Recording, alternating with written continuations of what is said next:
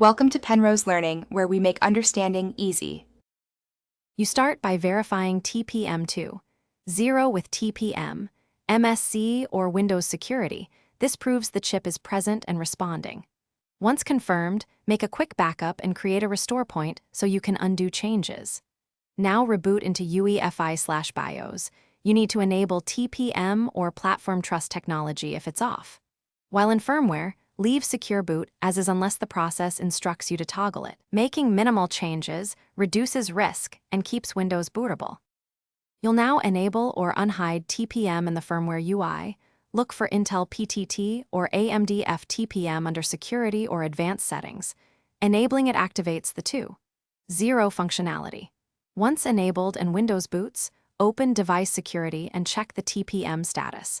If Windows reports errors, consider clearing the TPM only after backing up keys and data, because clearing resets TPM to factory.